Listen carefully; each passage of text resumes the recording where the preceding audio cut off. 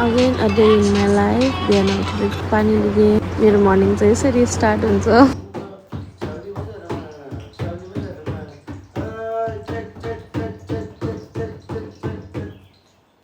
म चाहिँ संसारको सबैभन्दा भाग्यमानी मान्छे मध्येकै एउटा लाग्छ कि।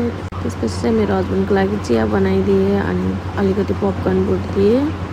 यहाँहरूको बाउ छोरीले चाहिँ त्यही खानुभयो। अनि म चाहिँ तरकारी बनाउनु प्रिपेयर गरेँ। त्यसपछि चाहिँ बेडिङ गरेँ। त्यसपछि चाहिँ आज एकादशी भएर मैले भात खाँदिनँ अनि फापरको रोटी। त्यसपछि चाहिँ नानीलाई दुध खुवाउँदैछु।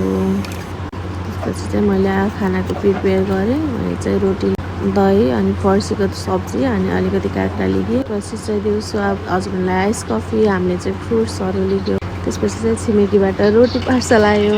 आज एकादशी भएको भएर मैले पनि रोटी बनाएर खान लागेँ। अनि बुढाले चाहिँ रोटी र चिया मात्रै खान्छु, मैले सुक्खा रोटी चाहिँ खाँदिनँ भन्नुभयो। फेरि चिया बनाएँ सुत्ने बेलामा नि।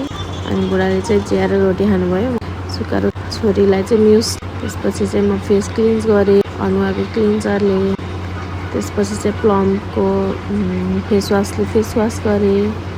त्यसपछि चाहिँ मैले लगाएँ आइएम फ्रमको राइस टोनर। त्यसपछि चाहिँ लगाएँ मैले स्नेलको अल इन वान क्रिम। यो क्रिम चाहिँ मलाई खासै सुट गरिरहेको छैन।